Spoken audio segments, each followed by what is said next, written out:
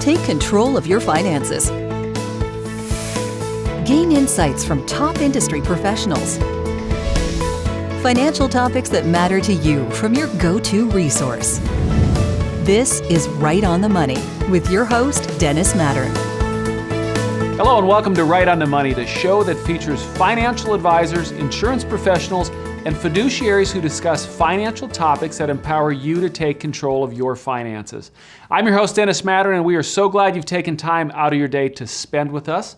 Now, of course, remember, you can watch full episodes on our YouTube channel or at rightonthemoneyshow.com. Now, today I am pleased to be joined by our friend Nyles Gentz, founder of Gentz Financial Services. Nyles, great to see you. Good day. How are you? Fantastic. How are things up there in Minnesota? Well, as we're recording this, it's hot out. So like I said before, it'd be nice if there's snow on the ground, a little cooler, but we'll have to wait for that. The only guy wishing for winter, but you know what? It does get a little hot. Now, before we get started, I want to dive into a couple things, but if I'm not mistaken, you just opened a new office. Was that earlier this year? We opened another office out in Litchfield, which is about 45 miles west of the Buffalo office. Monica Schreiber runs that for us. And so we have an office, Litchfield, St. Cloud, Buffalo, where we're recording this, and Elk River. Let's just jump right in because there's some big topics that I want to talk about. And the first one, of course, the thing on everybody's mind is the pandemic. And you counsel hundreds, if not thousands of clients. What advice are you giving right now during the midst of this, historical, unprecedented time? Well, when everything started, was at end of March, first part of March, something like that. Of course, we didn't close down the offices, but we kind of scattered staff amongst the offices. So one advantage of having 4 offices, we could have them all manned with people, but we didn't have to be with each other. Then we reached out to all of our clients. Nowadays with automation, it was easy to send an email out to everybody, basically saying we were open. And we started calling clients. That very first Monday, we started calling clients. The ones that I thought would be more scared or concerned, I should say. So I spent the next 2 months just calling clients on the phone. Denise would have a list of clients for me to call, and then staff was setting up telephone calls for me. So every half hour I would call Dennis, and then I would call Frank, and I would call Natalie. And so I spent 10 hours a day just calling clients on the phone, make sure everybody was okay and everybody was calm. And then we started up having regular appointments like always, of course, the distancing in the offices and keeping things wiped down. And there's still some clients that don't want to come in, so we just talk to them on the phone. Now, I know you have a big virtual presence. Have you been, how has that helped the business?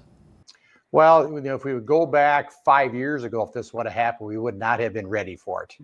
We didn't send out emails to our clients. We didn't have Facebook presence. We didn't have LinkedIn presence. Our website wasn't as robust as it is now. So as far as timing goes, I think we were ready for it because everything was automated, set up the way it should have been, and really didn't change operations besides just talking to people on the phone versus in person.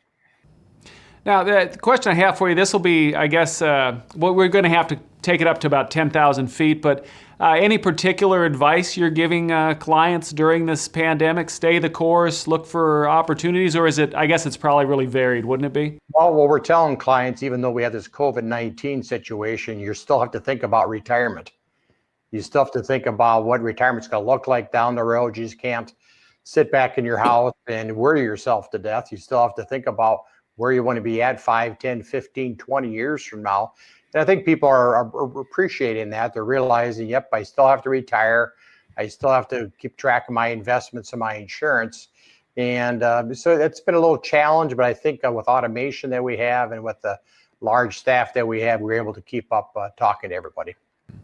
Now we're heading into a unique, besides the fact that we've had this pandemic and it's been a very interesting year. We sprinkle on top of that, we do have an election year this year. Any trends, any things we should be looking for there? Not looking for any political stuff, but just market and retirement. The conversation does come up. People want my opinion on the election. Of course, I try not to talk politics in the office because the appointments are anywhere from half hour to hour long. Once you start talking politics, You could be there for days. But we're just telling people, we have an election every 4 years or every 2 years, actually.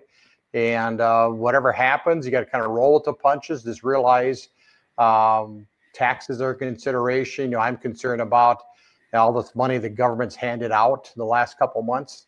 How we're going to recoup that money. I know people are spending it back into the economy, they're supposed to anyhow. So I'm concerned about how we're going to pay back all this money we've lent out. I'm also concerned about the high unemployment rate. Not in our area, actually, in the St. Cloud, Buffalo areas, unemployment. There's companies that are struggling to find people to work. So that's good for us in this area. But across the country, I'm concerned about the high unemployment rate.